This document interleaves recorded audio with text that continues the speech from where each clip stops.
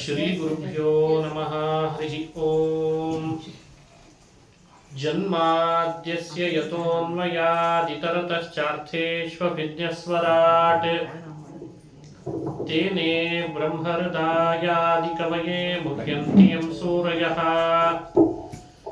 ತೇಜೋ ವಾರಿಮೃತಾಂ ಯಥಾ ವಿನಿಮಯೋ ಯತ್ರ ತ್ರಿಸರ್ಗೋ ಮೃಷಾ धाम्ना स्वेन सदा निरस्तकुहकं सत्यं परं धीमहि सृष्टिस्थित्यप्ययेहा नियतिदृशितमो बन्धमोक्षाश्च यस्मात् अस्य श्री ब्रह्मरुद्रप्रभृतिसुरनरद्वीषशत्रुआत्मकस्य विष्णोर्व्यस्ताः समस्ताः सकलगुणनिधिः सर्वदोषव्यपेतः पूर्णानन्दो व्ययो यो गुरुरपि परमः चिन्तयेतं महान्तं नारायणं नमस्कृत्य नरं चैव नरोत्तमं देवीं सरस्वतीं व्यासं ततो जयमुदीरयेत्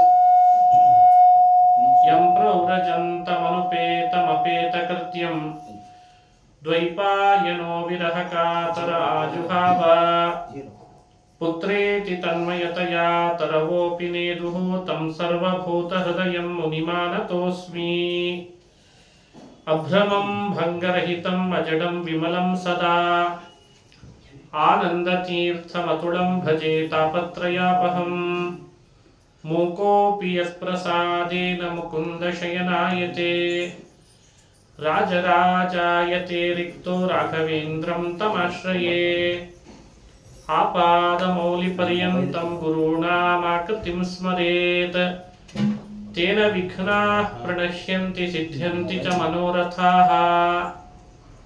ಶ್ರೀ ಹರಿವಾಯು ಗುರುಗಳ ಚರಣಾರವಿಂದಗಳಲ್ಲಿ ಭಕ್ತಿಪೂರ್ವಕ ಪ್ರಣಾಮಗಳನ್ನು ಅರ್ಪಿಸಿ ಶ್ರೀಮದ್ ಭಾಗವತ ಮಹಾಪುರಾಣದಲ್ಲಿ ಶ್ರೀಕೃಷ್ಣನ ಚರಿತ್ರೆಗಳನ್ನ ಅನುಸಂಧಾನ ಮಾಡ್ತಾ ಬರ್ತಾ ಇದ್ದಾರೆ. ನಿನ್ನೆ ಶಕಟಾಸುರ ಭಂಜನ, ಶಕಟಾಸುರ ಸಂಹಾರ ಮಾಡಿದ ಕಥೆಯನ್ನು ನೋಡಿದ್ವಿ. ತೃಣಾವರ್ತನ ಸಂಹಾರದ ಕಥೆಯನ್ನು ಭಾಗವತ ಹೇಳ್ತದೆ. ಸುಂಟ್ರ ಗಾಳಿ ವೇಷದಲ್ಲಿ ಬಂದಂತಹ ತೃಣಾವರ್ತ ಕೃಷ್ಣನನ್ನ ಆಕಾಶಕ್ಕೆ ಹೊತ್ತೊಯ್ದ. ನೆಲಕ್ಕೆ ಹಾಕೋಣ ಅಂತ ಕೈ ಬಿಡ್ತಾನೆ. ಮೇಲೆ ಹೊತ್ತೊಯ್ದ ಮೇಲೆ ಅವನೇನೋ ಕೈ ಬಿಟ್ಟ, ಕೃಷ್ಣ ಕೈ ಬಿಡ್ಲಿಲ್ಲಂತೆ. ನೀನ್ ಕೈ ಬಿಡ್ಬೋದು, ನಾನ್ ಬಿಡಲ್ಲ ನಿನ್ನ ಅಂತ ಅವನ್ ಕುತ್ತಿಗೆ ತಿರುಗಿಸಿದ್ನಂತೆ ತೃಣಾವರ್ತಂದು. ಕಣ್ಣು ಗುಡ್ಡೆ ಕಿತ್ತಾಕಿದ. ತೃಣಾವರ್ತನನ್ನ ಮೇಲಿನಿಂದ ಕೃಷ್ಣ ತಳ್ಳಿದ್ನಂತ. ಅವನಿಗಿತ್ತು ಕೃಷ್ಣನ್ ನಾನ್ ತಳ್ತೇನೆ ಅಂತ, ಕೃಷ್ಣನೇ ಅವನ್ ತಳ್ಳಿಬಿಟ್ಟ. ಕೆಳಗ್ ಬಿದ್ರೆ ನುಚ್ಚು ನೂರಾಗ್ತಾನೆ ತೃಣಾವರ್ತ. ಹೀಗೆ ತೃಣಾವರ್ತನ ಸಂಹಾರ ಮಾಡಿದ ಕಥೆ ಭಾಗವತದಲ್ಲಿ ಬರ್ತದೆ. ಏನದರ ಸಂದೇಶ? ತೃಣಾವರ್ತ ಅಂದ್ರೆ ಯಾರು? ಸುಂಟ್ರ ಗಾಳಿ ಅಂತ ಹೇಳ್ತದೆ. ಬದುಕಿನಲ್ಲಿ ಸುಂಟ್ರ ಗಾಳಿಗಳು ಬಹಳ ಬರ್ತಿರ್ತಾವೆ ನಮ್ಮ ಬದುಕಿನಲ್ಲಿ. ಅಂದ್ರೆ ಭ್ರಮೆ ಅಂತ ಅರ್ಥ. ಸುತ್ತಿ ಸುತ್ತಿ ಬರ್ತದೆ ಗಾಳಿ, ಅದೇ ಸುಂಟ್ರ ಗಾಳಿ. ಮನುಷ್ಯನಿಗೆ ಬರುವ ಭ್ರಮೆಗೆ ತೃಣಾವರ್ತ ಅಂತ ಹೆಸರು. ಹೀಗ್ ಮಾಡ್ಲೋ ಹಾಗೆ ಮಾಡ್ಲೋ ಅಂತ ನಿರ್ಧಾರ ತಗೊಳ್ಳಿಕ್ಕೆ ಆಗ್ತಿರಲ್ಲ. ಟಿಕಲ್ ಮೈಂಡೆಡ್ ಅಂತ ಹೇಳ್ತೇವಲ್ಲ, ಏನ್ ನಿರ್ಧಾರ ಮಾಡ್ಲಿಕ್ಕೂ ಆಗಲ್ಲ. ಆಫೀಸಿಗೆ ಹೋಗ್ಲೋ ಬೇಡವೋ, ಹೋದ್ರೆ ಈ ಕೆಲಸ ಮಾಡ್ಲೋ ಬೇಡವೋ, ಧರ್ಮದ ವಿಷಯದಲ್ಲೂ ಹಾಗೆ, ಇನ್ನಿತರ ವಿಷಯದಲ್ಲೂ ಹಾಗೆ. ಇಷ್ಟು ಮನುಷ್ಯನಿಗೆ ಭ್ರಮೆ ಹೆಚ್ಚಾದ್ರೆ, ಸುಂಟ್ರ ಗಾಳಿಯ ಬಾಧೆ ಜಾಸ್ತಿ ಆದ್ರೆ ಅವನು ನಿರ್ಧಾರ ತಗೊಳ್ಳದೆ ಹಿಂದೆ ಹಾಕ್ಬೇಕಾಗ್ತದೆ. ಸಾಧನದಿಂದ ಹಿಮ್ಮುಖನಾಗ್ತಾನೆ. ಹಾಗಾಗಿ ಕೃಷ್ಣ ಮಾಡಿದ ತೃಣಾವರ್ತನ ಸಂಹಾರದ ಕಥೆ ಕೇಳಬೇಕು, ಕೃಷ್ಣನನ್ನು ಪ್ರಾರ್ಥಿಸ್ಕೊಳ್ಬೇಕು. ಭಗವಂತ ನಮಗೆ ಪದೇ ಪದೇ ಭ್ರಮೆ ಬರುವಂತೆ ಮಾಡಬೇಡ, ಭ್ರಮೆ ಬಾಧೆಯನ್ನು ಬಿಡಿಸು. ಇದು ತೃಣಾವರ್ತನ ಸಂಹಾರದ ಕಥೆಯಿಂದ ನಮಗೆ ತಿಳಿದು ಬರೋ ಸಂದೇಶ. ಅವನು ಒಬ್ಬ ಕಂಸನ ಭೃತ್ಯ. ಕೃಷ್ಣ ಸಂಹಾರ ಮಾಡಿದ ಅಂತ ಕೇಳಿದ್ನಂತೆ ಕಂಸ. ಪೂತನೆ ಸತ್ಲು, ಅವಳು ಬರಲಿಲ್ಲ. ಶಕಟಾಸುರನನ್ನು ಕಳಿಸಿದೆ, ಅವನೂ ಬರಲಿಲ್ಲ. ತೃಣಾವರ್ತನನ್ನು ಕಳಿಸಿದೆ, ಅವನೂ ಬರಲಿಲ್ಲ ಅಂತ ಚಿಂತೆ ಆಯ್ತಂತೆ ಕಂಸನಿಗೂ. ಅಷ್ಟರಲ್ಲಿ ವಸುದೇವ ಗರ್ಗಾಚಾರ್ಯರನ್ನು ಕೊಟ್ಟು ಕಳಿಸಿ, ನನ್ನ ಮಗ ಇದ್ದಾನೆ ನಂದಗೋಪನ್ ಮನೆಯಲ್ಲಿ, ನಾಮಕರಣ ಜಾತಕರ್ಮ ಸಂಸ್ಕಾರ ಮಾಡಿ ಬರ್ರಿ ಅಂತ ಹೇಳಿದ್ನಂತ. ಮನುಷ್ಯರಿಗೆ 16 ಸಂಸ್ಕಾರಗಳು ಬಹಳ ಮುಖ್ಯ. ಸಂಸ್ಕಾರದಿಂದ ಮನುಷ್ಯ ತನ್ನ ವ್ಯಕ್ತಿತ್ವವನ್ನು ಬೆಳೆಸ್ಕೊಳ್ಳಿಕ್ಕಾಗ್ತದೆ. ಜನ್ಮನಾ ಜಾಯತೆ, ಮನುಷ್ಯನಿಗೆ ಹುಟ್ಟು ಏನೋ ಒಂದು ರೀತಿಯಿಂದ ಆಗಿರ್ತದೆ, ಸಂಸ್ಕಾರದಿಂದ ವ್ಯಕ್ತಿತ್ವ ಬೆಳೀತದೆ ಅಂತ ಹಿರಿಯರು ಹೇಳ್ತಾರೆ. ಹಾಗಾಗಿ ಷೋಡಶ ಸಂಸ್ಕಾರಗಳನ್ನು ಅವಶ್ಯ ಮನುಷ್ಯರು ಮಾಡಿಕೊಳ್ಳಿ ಅಂತ ಶಿಕ್ಷಣ ಕೊಡಲಿಕ್ಕೆ ಶ್ರೀಕೃಷ್ಣನು ಕೂಡ ಗರ್ಗಾಚಾರ್ಯರಿಂದ ಜಾತಕರ್ಮ, ನಾಮಕರಣ, ಉಪನಯನ ಎಲ್ಲ ಸಂಸ್ಕಾರ ಮಾಡಿಸ್ಕೊಂಡಿದ್ದಾನಂತೆ. ಅವರು ಬಂದು ನಾಮಕರಣ ಮಾಡಬೇಕಾದ್ರೆ ಹೇಳಿದ್ರಂತೆ ನಂದಗೋಪನಿಗೆ, ಏನ್ ನಾಮಕರಣ ಮಾಡಲಿ ನಂದಗೋಪ ನಿನ್ನ ಮಗನಿಗೆ? ಬಹೂನಿ ನಾಮಾನಿ, ಬಹಳಷ್ಟು ನಾಮಗಳಿದ್ದಾವೆ, ಎಲ್ಲ ನಾಮಗಳು ಇವನದೇ. ರಾಮ, ಕೃಷ್ಣ ಅಂತ ಏನು ನಾಮಗಳು ಕೇಳ್ತೇವೆ ಅಷ್ಟೇ ಅಲ್ಲ, ಎಷ್ಟು ನಾಮಗಳಿದ್ದಾವೋ ಅವೆಲ್ಲ ಅವನದೇ ಅಂತೆ. ಬಹೂನಿ ಸಂತಿ ನಾಮಾನಿ ರೂಪಾಣಿ ಚ ಸುತಸ್ಯತೆ ಗುಣಕರ್ಮಾನುರೂಪಾಣಿ ತಾನ್ಯಹಂ ವೇದನೋ ಜನಃ. ಭಗವಂತನ ಗುಣಗಳಿಗೆ, ಭಗವಂತನ ಕಾರ್ಯಗಳಿಗೆ ಅನುಗುಣವಾಗಿ ಬಹುನಾಮಗಳು ಬಂದ್ಬಿಟ್ಟಿದ. ಹಾಗಾಗಿ ಒಂದು ನಾಮ ಅಂತ ಇಡೋದು ಏನಲ್ಲ. ಆದರೂ ಕೂಡ ದೇವರ ಪ್ರೇರಣೆಯಂತೆ ಕೃಷ್ಣ ಅಂತ ಇಡ್ತೇನೆ. ಅವನಿಗೆ ರಾಮ, ಇವನಿಗೆ ಕೃಷ್ಣ. ಬಲರಾಮ ಬಲಿಷ್ಠನಾದ್ರಿಂದ, ಸುಂದರನೂ ಆದ್ದರಿಂದ ಬಲರಾಮ. ಇವನಿಗೆ ಕೃಷ್ಣ ಅಂತ ನಾಮ ಮಾಡಿದ, ನಾಮಕರಣ ಮಾಡಿದ. ಕೃಷ್ಣ ನಾಮದ ಅರ್ಥ ಏನು? ಸ್ತ್ರೀಯರು ಕೃಷ್ಣ ಮಂತ್ರವನ್ನು ದಿನಾ ಜಪಿಸ್ಬೇಕು ಅಂತ ಕಡ್ಡಾಯ, ಪುರುಷರೂ ಜಪ ಮಾಡಬೇಕು. ಅದನ್ನ ಗೋಪಾಲ ಮಂತ್ರ ಅಂತ ಕರೆದಿದ್ದಾರೆ ಹಿರಿಯರು. ಭಗವಂತ ತನ್ನ ರೂಪವನ್ನು ಉಪಸಂಹಾರಗೊಳಿಸುವಾಗ ಕೃಷ್ಣನ ರೂಪವನ್ನ ಒಂದು ರೂಪ ಪೃಥ್ವಿಯಲ್ಲಿ ಇಟ್ಟಂತೆ, ಭೂಮಿಯಲ್ಲಿ, ಇನ್ನೊಂದು ರೂಪ ಸೂರ್ಯನಲ್ಲಿ ಇಟ್ಟ, ಮತ್ತೊಂದು ರೂಪ ಇಂದ್ರಲೋಕದಲ್ಲಿ, ಮತ್ತೊಂದು ಬ್ರಹ್ಮಲೋಕ, ಆಮೇಲೆ ಮತ್ತೊಂದು ರೂಪ ಐಕ್ಯ ಹೊಂದಿದ ಅಂತ ಕಥೆ. ಅದು ಬಹಳ ಮುಂದೆ ಬರುವಂತಹದ್ದು, ಅಂದ್ರೆ ಉತ್ತರಾರ್ಧದಲ್ಲಿ ಬರ್ತದೆ. ಅದರಲ್ಲಿ ಒಂದು ರೂಪ ಪೃಥ್ವಿಯಲ್ಲಿಟ್ಟ, ಸೂರ್ಯನಲ್ಲಿಟ್ಟ ಅಂತ ಹೇಳಿದ್ರಲ್ಲ. ಪೃಥ್ವಿಯಲ್ಲಿ ಭಗವಂತ ತನ್ನ ರೂಪ ಯಾಕಿಟ್ಟ? ಕೃಷ್ಣ ರೂಪವನ್ನ. ಎಲ್ಲ ಭೂಮಿಯ ಸಜ್ಜನರು ತಮ್ಮ ತಮ್ಮ ಕಷ್ಟಗಳನ್ನು ಪರಿಹರಿಸ್ಕೊಳ್ಬೇಕಾದ್ರೆ ನಾನೇ ಬೇಕಾಗ್ತೇನೆ, ನನ್ನ ಗೋಪಾಲ ಮಂತ್ರವನ್ನು ಜಪಿಸ್ಲಿ, ನಾನು ಅವರಿಗೆ ಅನುಗ್ರಹಿಸಬೇಕು, ಅದಕ್ಕೆ ಒಂದು ರೂಪ ಇಲ್ಲಿಟ್ಟಿದ್ದಾನಂತೆ. ಹಾಗಾಗಿ ಈ ಭೂಮಿಯಲ್ಲಿ ದೊಡ್ಡ ಭಾಗ್ಯ ಏನು? ಯಾರು ಕೃಷ್ಣ ಅದೃಶ್ಯನಾದ ಅಂತ ಭಾವಿಸೋದು ಬೇಡ. ಪ್ರಮಾಣಬದ್ಧವಾಗಿ ಹೇಳ್ತಾರೆ ಭಗವತ್ಪಾದರು ತಾತ್ಪರ್ಯ ನಿರ್ಣಯದಲ್ಲಿ, ಒಂದು ರೂಪ ಭೂಮಿಯಲ್ಲಿ ಇಟ್ಟಿದ್ದಾನೆ ಕೃಷ್ಣ ಇವತ್ತಿಗೂ. ಗೋಪಾಲ ಮಂತ್ರಂ ಭಜತಾಂ ಜನಾನಾಂ, ಗೋಪಾಲ ಮಂತ್ರವನ್ನ ಯಾರು ಭಜಿಸ್ತಾರೆ ಅವನಿಗೆ ಗೊತ್ತು ಸಂಸಾರದಲ್ಲಿ ಕಷ್ಟ ನಷ್ಟಗಳೆಲ್ಲ ಅನುಭವಿಸ್ತಿರ್ತಾರೆ ಅಂತ. ನೀವು ನೋಡಿಬೇಕಂದ್ರೆ ಈ ಆಚರಣೆ, ಪ್ರಾಮಾಣಿಕತೆ, ಸತ್ಯ, ಧರ್ಮ, ವೇದ, ಆಸ್ತಿಕತೆ ಇದನ್ನು ನಂಬಿದವರಿಗೆ ಸಮಸ್ಯೆಗಳು ಜಾಸ್ತಿ ಇರ್ತವೆ. ಯೋಚಿಸ್ಬೇಕಂದ್ರೆ ಅವ್ರು ಅಂತಿರ್ತಾರೆ, ಎಷ್ಟಂತೆ ಕಷ್ಟಗಳು, ಎಷ್ಟಂತೆ ನಷ್ಟಗಳು, ಇದು ದೇವರಿಗೆ ಗೊತ್ತಾಗೋದಿಲ್ವೇ? ಎಲ್ಲ ಗೊತ್ತು, ಸರ್ವಜ್ಞಾತ. ಯಸ್ ಸರ್ವಜ್ಞ ಸರ್ವವಿತ್. ಅದಕ್ಕೆ ಮಹಾಭಾರತ ಬಂತಂತೆ. ಅವನನ್ನು ನೋಡಿ ಆದರೂ ಕಲೀಲಿ ಧರ್ಮರಾಜನನ್ನ, ಕುಂತಿಯನ್ನು ನೋಡಿ ಆದರೂ ಕಲೀಲಿ, ಪಾಂಡವರನ್ನು ನೋಡಿ ಆದರೂ ಕಲೀಲಿ ಅಂತ ಮಹಾಭಾರತ ಬಂದದ್ದಂತೆ. ಇಲ್ದಿದ್ರೆ ಮಹಾಭಾರತವನ್ನು ಇತಿಹಾಸದ ರೂಪದಲ್ಲಿ ವ್ಯಾಸರು ಬರೆದುಕೊಡೋಕೆ ಕಾರಣ ಇರಲಿಲ್ಲ. ಅವರನ್ನು ಸ್ಫೂರ್ತಿಯಾಗಿಟ್ಟುಕೊಂಡು ಮುಂದಿನ ಕಲಿಯುಗದ ಸಜ್ಜನರು ತಮ್ಮ ತಮ್ಮ ಕಷ್ಟ ನಷ್ಟಗಳನ್ನು ಹ್ಯಾಕ್ ಪರಿಹರಿಸ್ಕೊಳ್ಬೇಕು ಕೃಷ್ಣನ್ ನಂಬಿ ಅಂತ ಅಲ್ಲಿಗೆ ಪಾಂಡವರ ಕಥೆ ಅಂತ. ಒಂದು ಕ್ಷಣವೂ ಮರೀಲಿಲ್ಲ ಅದಕ್ಕೆ ಪಾಂಡವರು ಕೃಷ್ಣನನ್ನ. ಅದಕ್ಕೆ ಕೃಷ್ಣನೂ ಕೂಡ ವನವಾಸದಲ್ಲಿದ್ದಾಗ ಪದೇ ಪದೇ ಭೇಟಿ ಕೊಡ್ತಿದ್ನಂತೆ. ಯಾವುದಾದ್ರೂ ಪ್ರಧಾನಮಂತ್ರಿ ಅಷ್ಟು ಭೇಟಿ ಕೊಟ್ಟದ್ದು ಇದೇನಾ? ವಿರೋಧ ಪಕ್ಷದವ್ರು 100 ಸಲ ಹೇಳಿದ್ಮೇಲೆ ಒಂದ್ಸಲಿ ಹೋಗಿ ಬಂದಿರ್ತಾರೆ. ಬರಪೀಡಿತ ಪ್ರದೇಶಕ್ಕೆ ಒಂದ್ಸಲಿ ಮುಖ್ಯಮಂತ್ರಿಗಳು ಕಾಲ್ನಡಿಗೆಯಲ್ಲೆಲ್ಲ, ಕಾರ್ನಲ್ಲಿಯೂ ಅಲ್ಲ, ಹೆಲಿಕಾಪ್ಟರ್ ಭೇಟಿ ಕೊಟ್ಟಿರ್ತಾರೆ. ಭಗವಂತ ಹಾಗಲ್ಲ, ತಾನೇ ರಥ ತಗೊಂಡು ದ್ವಾರಕೆಯಿಂದ ಪದೇ ಪದೇ ವನವಾಸದಲ್ಲಿ ಪಾಂಡವರಿಗೆ ಭೇಟಿ ಕೊಟ್ಟ ಅಂತ ಮಹಾಭಾರತ ಹೇಳ್ತದೆ. ಅನಿಸ್ತದೋ ಇಲ್ಲೋ? ಇಷ್ಟು ದೊಡ್ಡ ದೇವತೆಗಳ ಸ್ಥಾನದಲ್ಲಿದ್ದವರು ಒಂದು ಸುಳ್ಳು ಹೇಳಿಲ್ಲ ಹುಟ್ಟಿದಾಗಿಂದ, ಒಬ್ಬರಿಗೆ ಮೋಸ ಮಾಡಲಿಲ್ಲ, ಒಬ್ರು ತಲೆ ಒಡಿಲಿಲ್ಲ, ಎಂಥ ಧರ್ಮನಿಷ್ಠೆ ಅವರಿಗೆ, ಎಷ್ಟು ದೈವ ಭಕ್ತಿ. ಆದರೆ ವನವಾಸ ತಪ್ಪಲಿಲ್ಲ. ಸೋಲು, ಮೋಸದಿಂದ ಸೋಲು, ಸಹಜ ಸೋಲಲ್ಲ, ಮೋಸದಿಂದ ಸೋಲು. ಅಂದ್ರೆ ಮೋಸಕ್ಕೆ ಒಳಪಟ್ರ. ಸತ್ಯಕ್ಕೆ ಧರ್ಮನು ಲೆತ್ತವಾಡಲು ಹೋಗಿ, ಸತ್ಯಕ್ಕೆ ಧರ್ಮ ಲೆತ್ತವಾಡಲು ಹೋಗಿ ಧರ್ಮರಾಜ ಸೋತ. ಕಾಳ ಬೆಳದಿಂಗಳು, ಈ ಸಂಸಾರ ಕತ್ತಲೆ ಬೆಳದಿಂಗಳು. 2 ಪಾಠ ಇದೆ. ಕಾಳ ಬೆಳದಿಂಗಳು ಅಂತ ಒಂದು ಪಾಠ, ಕಾಳ ಬೆಳದಿಂಗಳು ಅಂತ ಇನ್ನೊಂದು ಪಾಠ. ಲೆತ್ತವಾಡಲು ಹೋಗಿ ಅಂತ ಹೇಳ್ತಾರೋ ಇಲ್ಲ. ದಾಳದ ಆಟಕ್ಕೆ ಲೆತ್ತ ಅಂತ ಹಳೆಗನ್ನಡ. ದಾಳದ ಆಟಕ್ಕೆ ಸೋತ, ಕಷ್ಟ ಅನುಭವಿಸಿದ. ಇದೆಲ್ಲ ಕಥೆ ಕೇಳಿದವರಿಗಾದ್ರೂ ಸ್ವಲ್ಪ ಸ್ಫೂರ್ತಿಯಾಗಲಿ ಧರ್ಮರಾಜ. ಆದ್ರೆ ಕೃಷ್ಣನನ್ನು ಬಿಟ್ಕೊಡ್ಲಿಲ್ಲ. ಇದು ನಾವು ಅನುಸಂಧಾನಕ್ಕೆ ತರಬೇಕಾದದ್ದು. ಪ್ರಕೃತಕ್ಕೆ ಈ ರೀತಿ ಕಷ್ಟಗಳನ್ನು ಕಲಿಯುಗದ ಸಜ್ಜನರು ಅನುಭವಿಸ್ತಾರೆ. ಅದರ ಪರಿಹಾರಕ ನಾನು ನನ್ನ ಮಂತ್ರದಿಂದಲೇ ಆರಾಧಿಸಿ ಅವರ ಕಷ್ಟಗಳನ್ನು ನಾನು ಅವ್ರಿಗೆ ಕಳೆದು ಪುನಃ ನನ್ನ ದಾರಿಯಲ್ಲಿ ಕರ್ಕೊಂಡು ಬರಬೇಕು. ಅದಕ್ಕೆ ಒಂದು ರೂಪವನ್ನು ಭಗವಂತ ಭೂಮಿಯಲ್ಲಿ ಇಟ್ಟ. ಆ ಮಂತ್ರವೇ ಕೃಷ್ಣ ಮಂತ್ರ. ಆ ಮಂತ್ರವನ್ನು ಅರ್ಥಾನುಸಂಧಾನದಿಂದ ಜಪಿಸ್ಬೇಕು ದಿನನಿತ್ಯ. 100 ಅರ್ಥಗಳಿವೆ. 1-2 ಅರ್ಥಗಳನ್ನಾದರೂ ಚಿಂತನೆ ಮಾಡಿರಬೇಕು. ಕೃಷ್ಣ ಅಂದ್ರೆ ಮೊದಲನೇ ಅರ್ಥ ಕೃಷಿ ಅಂದ್ರೆ ಭೂಮಿ ಅಂತ. ಭೂಮಿಗೆ ಬಹಳ ಭಾರಭೂತರಾದವರು ಅಧರ್ಮ ಮಾಡುವ ಅಸುರರು. ಅಸುರರು ಅಂದ್ರೆ ಏನೋ ಒಂದು ಶಬ್ದ ಅಂತ ಭಾವಿಸೋದು ಬೇಡ.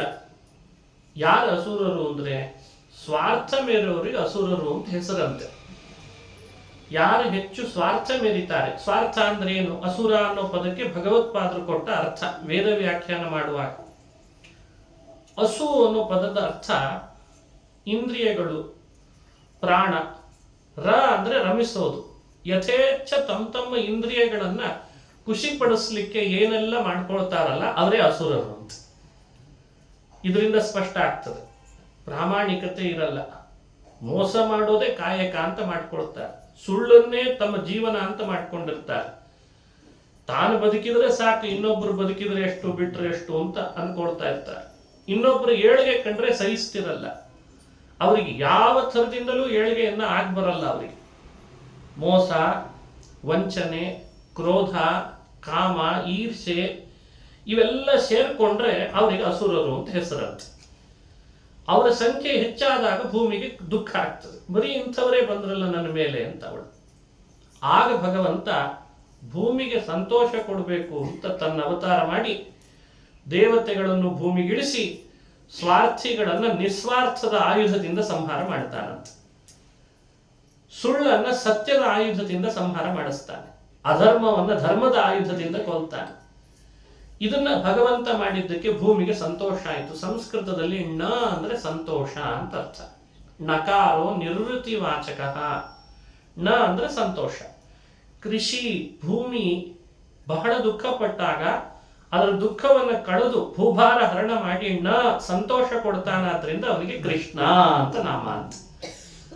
ಹಾಗಾದ್ರೆ ನಮ್ಮ ಬದುಕಿನಲ್ಲಿ ನಾವು ಭೂಮಿಯಲ್ಲಿ ಇರುವವರು, ನಾವು ಕೃಷಿಯನ್ನು ಕೊಡಿಸ್ಕೊಳ್ತೇವಲ್ವೇ? ಭಾರತ ಗೆದ್ದಿತ್ತು ಅಂದ್ರೆ ಅರ್ಥ ಭಾರತದಲ್ಲಿದ್ದ ಕ್ರೀಡಾಪಟುಗಳು ಗೆದ್ರು ಅಂತಂದ್ರೆ ಭಾರತ ಗೆದ್ದಿತ್ತು ಅಂತ. ಹಾಗೆ ಕೃಷಿ ಶಬ್ದ ಭೂಮಿಯನ್ನೂ ಹೇಳ್ತದೆ, ಭೂಮಿಯಲ್ಲಿ ವಾಸ ಮಾಡುವವರನ್ನೂ ಹೇಳ್ತದೆ. ಅವರಿಗಾಗುವ ಭಾರವನ್ನ, ಅವರ ಮನಸ್ಸಿನ ನೆಮ್ಮದಿ ಕೆಟ್ಟೋಗಿರ್ತದೆ.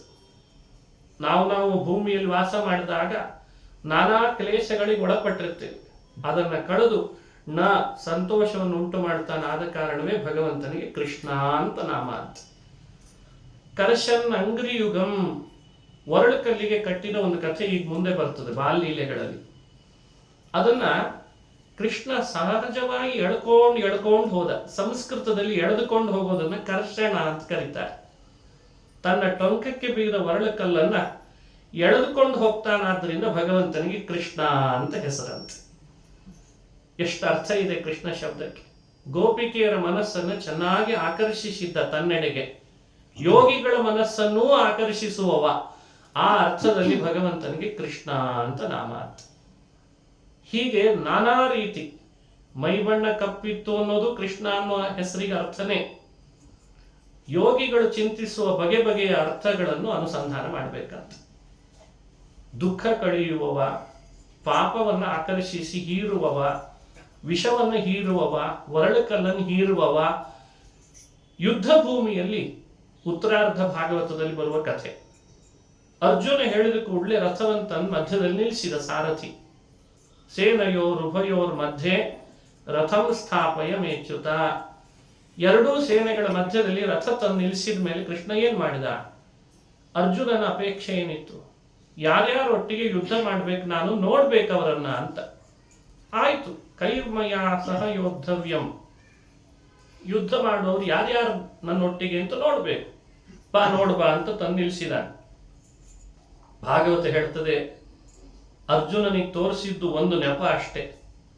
ಮಧ್ಯಕ್ಕೆ ಯಾಕೆ ತಂದು ನಿಲ್ಲಿಸಿದ ಅಂದ್ರೆ, ಯುದ್ಧ ಭೂಮಿಯಲ್ಲಿ ಕೌರವರದ್ದೆಲ್ಲ ಏನು ಸಂಖ್ಯೆ ಇದೆ ಅದ್ರ 100 ಪಟ್ಟು ಆಯುಷ್ಯದ ಸಂಖ್ಯೆ ಇತ್ತಂತವ್ರು.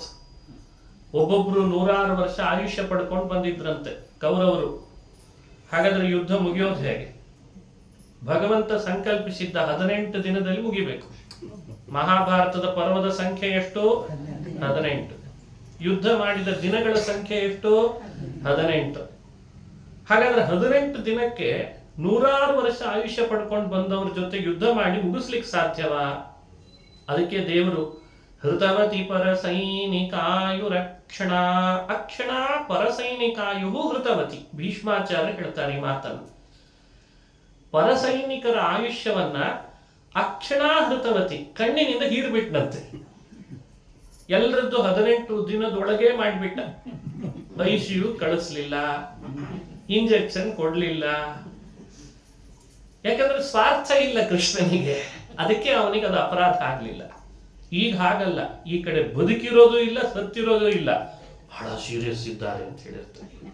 ಬಿಲ್ ಮಾತ್ರ ಚೆನ್ನಾಗೇ ಆಗಿರ್ತದೆ. ಇಂಥ ಸ್ವಾರ್ಥ ಭೂಮಿಯಲ್ಲಿರೋ ನಮಗೆ ಶ್ರೀಕೃಷ್ಣನ ವ್ಯಕ್ತಿತ್ವ ಅರ್ಥೈಸ್ಕೊಳ್ಬೇಕಾದ್ರೆ ಬಹಳ ಎತ್ತರಕ್ಕೆ ಹೋಗ್ಬೇಕಾಗ್ತದೆ. ಅವನು ವಿಶ್ವರೂಪನೇ ತೋರಿಸಿದ. ಯಾರೊಬ್ರು ಉಳಿದಿಲ್ವೋ ಅರ್ಜುನ, ನೀನೇನ್ ಮಾಡೋದಿದೆ, ನಾನೇ ಎಲ್ಲ ಮಾಡಿ ಮುಗಿಸ್ಬಿಟ್ಟಿದ್ದೇನೆ ಯುದ್ಧ. ಅರ್ಜುನನಿಗೆ ಆಶ್ಚರ್ಯ, ಕೃಷ್ಣ ಎಲ್ಲ ನೀನೇ ಕೊಂದ್ಬಿಟ್ಟಿದ್ದೀನಿ, ನಂದೇನ್ ಕೆಲಸ? ನಿಮಿತ್ತ ಮಾತ್ರಂ ಭವ ಸವ್ಯಸಾಚಿನ್, ನೀನ್ ನಿಮಿತ್ತ ಅಷ್ಟೇ ಅಂತ ಅನಿಸಿದ್ನಲ್ಲ. ಹೀಗೆ ವಿಶ್ವರೂಪವನ್ನ ಪ್ರಕಟಗೊಳಿಸಿ ತೋರಿಸಿದವನು ಅನ್ನೋ ಅರ್ಥದಲ್ಲಿ ಕೃಷ್ಣ. ಯುದ್ಧ ಭೂಮಿಯಲ್ಲಿ ಎಲ್ಲ ಸೈನಿಕರ ಆಯುಷ್ಯವನ್ನ ಕಣ್ಣಿನಿಂದ ಹೀರಿದ ಆದ ಕಾರಣನು ಕೃಷ್ಣ. ಮುಂದೆ ಬರುವ ಕಾಳಿಂಗ ಸರ್ಪದ ಕಥೆ. ಹಾವಿನ ಕಾಲಿನಿಂದ ತುಳಿದು ಅಲ್ಲಿನ ಜಾಗ ಖಾಲಿ ಮಾಡಿಸಿದ. ಸಾಕು, ನೀನು ಇಲ್ಲಿರ್ಬೇಡ, ಯಮುನೆಯಲ್ಲಿ ವಿಷ ಬಿಡ್ತೀನಿ. ವಿಷ ಬಿಡುವವರು ಯಾವಾಗಲೂ ಸಮಾಜದಲ್ಲಿ ಇರಬಾರ್ದಂತ. ಅವನು ಬರೀ ನೀರಿನಲ್ಲಷ್ಟೇ ಬಿಡ್ತಿದ್ದ ವಿಷ. ನಾವೆಲ್ಲ ಸಮಾಜದಲ್ಲಿ ವಿಷ ಬಿಡ್ತೇವೆ ಇವತ್ತು, ಮಾತಿನಿಂದ, ನಮ್ಮ ಕೃತಿಗಳಿಂದ. ಅಂತೂ ಸಮಾಜವನ್ನು ಹೊಡಿಲಿಕ್ಕೆ ಪ್ರಯತ್ನ ಮಾಡ್ತೇವೆ, ಕುಟುಂಬ ಹೊಡಿತೇವೆ, ಏನೇನೋ ಮಾಡ್ತೇವೆ. ಅದಕ್ಕೆ ಅವನನ್ನು ಜಾಗ ಖಾಲಿ ಮಾಡಿಸಿದ. ನೀರಿನ ವಿಷಯ ಯಾಕೆ ಖಾಲಿ ಆಗೋದು? ಅಷ್ಟು ದಿನ ಆಗಲೇ ಬಿಟ್ಬಿಟ್ಟಿದ್ನಲ್ಲ. ಅದನ್ನೂ ಭಾಗವತ ಹೇಳ್ತದೆ, ಕಣ್ಣಿನಿಂದ ವಿಷವನ್ನು ಆಕರ್ಷಿಸಿದ್ನಂತೆ. ನೀರು ಸ್ವಚ್ಛಗೊಳಿಸಿದ. ಇಲ್ದಿದ್ರೆ ಮತ್ತೆ ಅದನ್ನ ಮನೆಯಲ್ಲಿ ಹಾಕಿರ್ತಾರಲ್ಲ ನೀರು ಪ್ಯೂರಿಫೈ ಮಾಡ್ಲಿಕ್ಕೆ, ಅದನ್ನ ಯಮುನಾ ನದಿಗೆ ಹಾಕ್ಲಿಕ್ಕೆ ಆಗ್ತದೆ. ಆಕ್ವಾ ಅಲ್ಲ ಅದು, ಅದನ್ನು ಹೋಗಿ ಯಮುನಾ ನದಿಗೆ ಹಾಕ್ಲಿಕ್ಕೆ ಆಗ್ತದೆ. ಇದು ಭಗವಂತ ಅಂದ್ರೆ ಅಘಟಿತ ಘಟನಾ ಶಕ್ತಿ. ನೀರಿನ ವಿಷವನ್ನ ಕಣ್ಣಿನಿಂದ ಆಕರ್ಷಿಸಿದ ಕಾರಣ ಕೃಷ್ಣ. ಹೀಗೆ ಕೃಷ್ಣ ನಾಮ ಅವನ ಎಲ್ಲ ಚರಿತ್ರೆಗಳನ್ನು ಒಳಗೊಂಡು ಅವನ ಅಪಾರ ವ್ಯಕ್ತಿತ್ವವನ್ನು ಹೇಳ್ತದೆ. ಆದ್ದರಿಂದ ಗರ್ಗಾಚಾರ್ಯರು ಇಟ್ಟ ನಾಮಕರಣದ ಕೃಷ್ಣ ಅದು ಅನ್ವರ್ಥಕ ಅಂತ ಅನುಸಂಧಾನ ಮಾಡ್ಬೇಕಂತ. ನಾಮಕರಣ ಆದ್ಮೇಲೆ ಬಾಲ್ಯಲೀಲೆಗಳನ್ನು ತೋರಿಸಿದ್ದನ್ನು ಭಾಗವತ ಹೇಳ್ತದೆ. ಹೇಗಿತ್ತು ಬಾಲ್ಯಲೀಲೆ? ವತ್ಸಾನ್ ಮುಂಚನ್ ಕ್ವಚಿದ ಸಮಯೇ ಕ್ರೋಶ ಸಂಜಾತಃ ಸಹ ಸ್ಥೇಯಂ ಸ್ವಾದ್ವತ್ಯಥದಧಿಪಯಃ ಕಲ್ಪಿತೈಸ್ತೇಯ ಯೋಗೈಃ ಮರ್ಕಾನ್ ಭೋಕ್ಷ್ಯನ್ ವಿಭಜತಿ ಸಚೇನ್ನಾಸ್ತಿ ಭಾಂಡಂ ಭಿನತ್ತಿ ದ್ರವ್ಯಾಲಾಭೆ ಸುಭೃಶ ಕುಪಿತೋ ಯಾತ್ಯನುಕ್ರೋಶ್ಯ ತೋಕಾನ್. ಶುಕಮುನಿಗಳು ಹೇಳಿದ ಕೃಷ್ಣನ್ ಬಾಲ್ಯಲೀಲೆ ಇದು. ಕಟ್ಟಿದ ಕರುಗಳನ್ನ ಕೊಟ್ಟಿಗೆಗಳಲ್ಲಿ ಹೋಗಿ ಹೋಗಿ ಕೃಷ್ಣ ಬಿಚ್ಚಿ ಬಿಚ್ಚಿ ಬರ್ತಿದ್ನಂತೆ. ವತ್ಸಾನ್ ಮುಂಚನ್, ಕರುಗಳನ್ನು ಬಿಚ್ಚಿ ಬರ್ತಾನೀತ. ಇದು ಕೃಷ್ಣನ್ ಲೀಲೆ. ರಾಜರ ಹಾಸ್ಯ ಭಾರಿ ಚಮತ್ಕಾರವಾಗಿ ವರ್ಣಿಸ್ತಾರೆ ವಾದರಾಜರು. ರುಕ್ಮಿಣೀಶ ವಿಜಯದಲ್ಲಿ ಈ ಕಥೆ, ಈ ಭಾಗವತದ ಶ್ಲೋಕಕ್ಕೆ ವ್ಯಾಖ್ಯಾನ ಮಾಡ್ತಾರೆ ಅವರು. ಬಿಚ್ಚಿ ಬರೋದು ಯಾಕೆ ಕೃಷ್ಣ? ಕೃಷ್ಣ ಯಾವತ್ತೂ ಆಕಳಗಳನ್ನ ಕಟ್ಲೇ ಇಲ್ಲಂತೆ, ಕರುವನ್ನಂತೂ ಕಟ್ಲೇ ಇಲ್ಲಂತೆ. ಕಟ್ಟಿದ್ರೆ ಆಗ್ತಿರ್ಲಿಲ್ಲ ಅವನಿಗೆ. ಯಾಕೆ ಕಟ್ತೀರಿ ಅಂತಿದ್ದ ಕೃಷ್ಣ. ಅವ್ರು ಆ ಕಡೆ ಹೋಗೋ ಅಷ್ಟರಲ್ಲಿ ಈತ ಹೋಗೋದು ಬಿಚ್ಚೋದು. ರಾಜರು ಚಮತ್ಕಾರ ಮಾಡಿ ಹೇಳ್ತಾರೆ, ನಾನು ಸಂಸಾರ ಬಂಧನದಿಂದ ಬಿಡಿಸೋವನೇ ಹೊರತು ಕಟ್ಟೋನಲ್ಲ ಅಂತ ತೋರಿಸಿದ. ನಾನು ಮೋಚಕ, ಹಾಗಾಗಿ ಕರುಗಳನ್ನ ಬಿಡಿಸಿ ಬಿಡಿಸಿ ಸಂಸಾರ ಬಂಧನ ಬಿಡಿಸೋನು ನಾನು ಅನ್ನೋದನ್ನು ತೋರಿಸಿದಾನೆ. ಹೀಗೆ ಬಾಲಲೀಲೆಗಳಲ್ಲಿಯೂ ಭಾವಗರ್ಭಿತ ಲೀಲೆಗಳಂತೆ ಕೃಷ್ಣನ್. ಅದಕ್ಕಾದ್ರೆ ಶ್ರವಣ ಪಾಪ ಪರಿಹಾರಕ. ಬಾಲ್ಯಲೀಲೆಗಳು ಎಲ್ಲರೂ ತೋರಿಸಿರ್ತಾರೆ. ಸಣ್ಣ ಸಣ್ಣ ಮಕ್ಕಳಾದಾಗ ಎಲ್ಲರೂ ಒಂದಲ್ಲ ಒಂದು ರೀತಿ ಆಟ ಆಡಿರ್ತಾರೆ, ಕುಚೋದ್ಯ ಮಾಡಿರ್ತಾರೆ, ಕೆಳಗೆ ಹಾಕಿರ್ತಾರೆ, ಮನೆ ತುಂಬ ಚೆಲ್ಲಿರ್ತಾರೆ. ಅದನ್ನ ಎಲ್ಲರೂ ಕೇಳ್ರಿ ಅಂತ ಯಾರು ಪುಟಗಳಲ್ಲಿ ಬರೆದಿಡ್ಲಿಲ್ಲ ಇತಿಹಾಸದಲ್ಲಿ. ಕೃಷ್ಣನ ಮಾತ್ರ ಚರಿತ್ರೆಗಳನ್ನು ಕೇಳಬೇಕು, ಹೇಳಬೇಕು, ಸ್ಮರಿಸ್ಬೇಕು ಅಂತ ಯಾಕಂತಾರೆ? ನಾರಾಯಣ ಪಂಡಿತರು ಹೇಳಿದ ಮಾತು. ಲೀಲಾಭಿಹಿ ಭಾವಗರ್ಭಾಭಿಹಿ ಜನಮಾನಂದಯನ್ ಬಭೌ. ಕೃಷ್ಣನ ಲೀಲೆ ಅಂದ್ರೆ ಅದು ಭಾವಗರ್ಭಿತವಾದ ಲೀಲೆ. ಆ ಧನಾತ್ಮಕ ಚಿಂತನೆ ಮನುಷ್ಯನ ಹೃದಯದಲ್ಲಿ ಸಾಂದ್ರ ಆನಂದವನ್ನು ನೀಡುತ್ತದಂತೆ. ಆ ಕಾರಣಕ್ಕೆ ಅವನ ಚರಿತ್ರೆಗಳನ್ನು ಕೇಳಬೇಕು. ಕರಗಳನ್ನು ಬಿಚ್ಚಿದ್ದಕ್ಕೆ ಇಷ್ಟು ಅರ್ಥ, ಇಷ್ಟು ಭಾವ ಇದೆ ಅಂತ ಹೇಳ್ತಾರೆ. ಆಮೇಲೆ ಬೆಣ್ಣೆ ಕದಿಬೇಕು ಅಂತ ಬರ್ತಿದ್ದ. ಕ್ರೋಶ ಸಂಜಾತಃ ಸಹ ಸ್ಥೇಯಂ ಸ್ವಾಧ್ವತ್ಯಥದಧಿಪಯ. ಕುಡಿಕೆ ಅಂತ ಮಾಡಿ ಅಲ್ಲಿ ಮಡಿಕೆ ಇಟ್ಟು ಕಡದ ಬೆಣ್ಣೆಯನ್ನು ಆಗ್ತಾನೆ ಕಡದದ್ದನ್ನು ಅಲ್ಲಲ್ಲಿ ಇಡ್ತಿದ್ರಂತೆ. ಕೃಷ್ಣ ಏನ್ ಮಾಡ್ಬೇಕು? ಬೆಣ್ಣೆ ತಗೊಳ್ಬೇಕಾದ್ರೆ ಎತ್ತರ. ಕೃಷ್ಣ ಸರ್ವಶಕ್ತ. ಆದರೂ ಬಾಲ್ಯಲೀಲೆ ತೋರಿಸುವಾಗ ತಂದೆ ಒಂದು ಗುಂಪು ಮಾಡ್ಕೊಂಡಿದ್ನಂತೆ. ಬಾರೋ ಬಾರೋ ಅಂತ ಗೋಪಾಲಕರ ಗುಂಪು. ಅವ್ರಿಗೆ ಕಟ್ಕೊಂಡು ಬರ್ತಿದ್ದ. ಒಬ್ಬೊಬ್ಬರನ್ನೇ ಮಲಗಿಸಿರ್ತಿದ್ನಂತೆ. ಡುಬ್ಬ ಮಾಡಿ ಮಾಡಿ ಮಾಡಿ ನಿಲ್ಬೇಕು. ಅವ್ರು ಮೆಟ್ಲು ಥರ ಮಾಡ್ಕೊಳ್ಬೇಕು. ತಾನು ಆ ಮೆಟ್ಲುಗಳನ್ನು ಹತ್ತಿದ ಹಾಗೆ ಹತ್ತಿ ಕುಡಿಕೆ ಸಿಗೋ ತನಕನು ಒಬ್ಬೊಬ್ಬರೇ ನಿಲ್ಬೇಕು. ಮೇಲ್ ತಾನು ಹೋಗ್ಬೇಕು. ಕುಡಿಕೆ ಒಳಗಿರೋ ಮಡಿಕೆ ತೆಗಿಬೇಕು. ಕೈ ಹಾಕಿ ಬೆಣ್ಣೆಯನ್ನು ಬಾಯಿಗೆ ಇಟ್ಕೊಳ್ತಿದ್ನಂತೆ. ಏನ್ ಆನಂದ ಅವನಿಗೆ! ನಗುತ್ತಿದ್ನಂತೆ. ಇನ್ನೂ ಕೈಯಲ್ಲಿ ಸ್ವಲ್ಪ ಉಳಿಸ್ಕೊಂಡು ಬರ್ತಿದ್ದ. ಅದನ್ನ ಬೆಕ್ಕಿಗೆ ಬೇರೆ ಚಲ್ತಿ ಮರ್ಕಾನ್ ಭೋಕ್ಷನ್ ಬೆಣ್ಣೆ ತಾನ್ ತಿನ್ನದೇನೆ ಬೆಕ್ಕಿಗೆ ಬೇರೆ ತಿನ್ನಿಸ್ತಿದ್ದಂತೆ. ಬೆಕ್ಕಿನಂತೆ ಕೂಗುತ್ತ ಊರೊಳಗೆಲ್ಲ ಹಕ್ಕಿಗಳ ಹಾರೊಡೆದ. ಮಕ್ಕಳು ಮಲಗ್ಯಾವ ಎಬ್ಬಿಸಬ್ಯಾಡಂದ್ರ ಬಟ್ಟಲು ಬಾರಿಸಿದ. ಅಭಿಷೇಕೆನುತ್ತಿರೆ ಅಗ್ರತ ತಂದರೆ ಅಚವಾನವ ಮಾಡಿದ. ಮೀಸಲು ಗಂಧಾಕ್ಷತೆ ಇಟ್ಟರೆ ಶ್ರೀ ತುಳಸಿಯ ಮುಡಿದ. ಬೆಕ್ಕಿನಂತೆ ಕೂಗುತ್ತ ಊರೊಳಗೆಲ್ಲ ಹಕ್ಕಿಗಳ ಹಾರೊಡೆದ. ಕಣ್ಣಿಗೆ ಕಟ್ಟುವಂತೆ ವರ್ಣಿಸಿದ್ದಾರೆ ಮಹಾನುಭಾವರು. ಯಾರು ಆ ಸಾಹಿತ್ಯವನ್ನು ರಚಿಸಿದವರು ಅದೆಲ್ಲ ಭಾಗವತ ಶ್ಲೋಕಗಳನ್ನು ಅನುಕರಣೆ ಮಾಡುವಂತಿದೆ. ವತ್ಸಾನ್ ಮುಂಚನ್ ವಿಭಜತಿ ಸಚೇ ನಾಸ್ತಿ ಭಾಂಡಂ ಭಿನ್ನತ್ತಿ. ಮನೆ ಕಳ್ತನ. ಎಲ್ಲೂ ಹಾಲು ಮೊಸರು ಉಳಿಸ್ತಿರ್ಲಿಲ್ಲ. ಚಲ್ಲಿ ಹೋಗ್ತಾನೆ. ಎಲ್ಲರೂ ಕಂಪ್ಲೇಂಟ್ ಹೇಳ್ತಿದ್ರಂತೆ ಗೋಪಿಕೆಗೆ ಬಂದು ಯಶೋದೆ, ಏನ್ ನಿನ್ನ ಮಗ ಹೋಗ್ಬೇಡೋ, ಮಡಿಲೆ ನೀರು ತುಂಬಿಟ್ಟಿದ್ದಾರೆ, ಬರೋದೇ 2-3 ದಿನಕ್ಕೆ ಒಂದ್ಸಲಿ ನೀರು ಮನೆಯೊಳಗೆ. ಅಲ್ಲ, ನಮ್ ಕಡೆ ಹಂಗ ಪರಿಸ್ಥಿತಿ ಇರ್ಬೋದು. ಯಮುನಾ ನದಿ ತೀರ ಅಲ್ಲೇನಿರ್ಲಿಲ್ಲ ಗೋಕುಲದಲ್ಲಿ. ಅಲ್ಲಿ ದಿನ ನೀರು, ಅದು ಮತ್ತೆ ಅಭಿಷೇಕದ ಬೇರೆ, ಆಚಮನದ ಬೇರೆ, ಮೀಸಲು ತುಳಸಿ ಬೇರೆ, ಗಂಧ ಬೇರೆ, ಅಕ್ಷತೆ ಬೇರೆ, ಪಂಚಾಮೃತಕ್ಕೆ ಬೇರೆ ಇಟ್ರೆ ಈ ಬರೋ ಕೃಷ್ಣ ದೇವ್ರ ಮನೆಗೆ ನುಗ್ಗುದು. ಅಲ್ಲೋ ದೇವ್ರನ್ನ ಕೂಡಿಸೋ ಪೀಠ ಅದು ಯಾಕೆ ಅಲ್ಲಿ ಕೂಡ್ತಿ ಅಂದ್ರೆ ಅಲ್ಲೇ ನಾನೇ ದೇವ್ರು ಅಂತ ಅಲ್ಲಿ ಕೂಡ್ತಿದ್ದ. ಪಂಚಾಮೃತದ ಹಾಲದು ಇದು ತಗೊಳ್ಬೇಡ ಅಂದ್ರೆ ಅದೇ ಪಾತ್ರೆ ಕೈಗೆ ಎತ್ಕೊಳ್ಳೋದು. ಎಡಗೈಯಲ್ಲಿ ಗಂಟೆ ಬೇರೆ ಅಂತ, ಪೂಜೆ ಮಾಡುವಾಗ ಗಂಟೆ ಬಾರಿಸ್ಬೇಕಲ್ಲ. ಇನ್ನೊಂದು ಕೈ ಬರ್ತಿತ್ತು, ಅದು ಮೊಸರಿನ ಪಾತ್ರೆ, ಮತ್ತೊಂದು ಕೈ ಜೇನುತುಪ್ಪದ ಪಾತ್ರೆ. ಒಟ್ಟೊಟ್ಟಿಗೆ ಕೃಷ್ಣ ಬಾಯಲ್ಲಿ ಸುರಿಸ್ಕೊಳ್ತಿದ್ನಂತೆ ಎಲ್ಲ. ನೋಡಿದ ಗೋಪಿಕೆ ಹೆದರಿ ಬಿಟ್ಲಂತೆ. ಯಶೋದೆ ಹತ್ರ ಬಂದು ಹೇಳ್ತಾಳೆ, ನಿನ್ನ ಮಗನಿಗೆ ಎಷ್ಟು ಕೈ ಇದೆ ಹೇಳು ಅಂತ. ಇವತ್ತು ನಾನೇ ನೋಡಿದ್ದೇನೆ ದೇವ್ರ ಕೋಣೆಯಲ್ಲಿ 100 ಕೈಗಳು ಒಟ್ಟೊಟ್ಟಿಗೆ ಕಾಣಿಸ್ತಾ ಇದೆ, 2 ಇದೇನೋ 100 ಇದೇನೋ ಅಂತ. ಅವಳು ಬೈದು ಸುಮ್ಮನೆ ನನ್ನ ಮಗನ ಮೇಲೆ ದಿನ ಕಂಪ್ಲೇಂಟ್ ಹೇಳ್ತಿ, ಹೋಗು ನನ್ನ ಮಗ ಹಾಗಿಲ್ಲ ಅಂತ ಯಶೋದೆ ಪಾಪ ಒಪ್ಪಿಟ್ಕೊಂಡು ಮಾತಾಡ್ಬೇಕು ಅವಳು. ಇವ ನೋಡಿದ್ರೆ ಸಹಸ್ರ ಶೀರ್ಷ ಪುರುಷ ಸಹಸ್ರಾಕ್ಷ ಸಹಸ್ರಪಾತ್, ಹಲವಂಗ ಧವಣೆಯವನ ತಿಳಿದು ತಿಳಿಯದ ಹಾಗೆ. ಹಲವು ಅಂಗದವ, ಕೈಗಳು 1000, ಕಾಲುಗಳು 1000.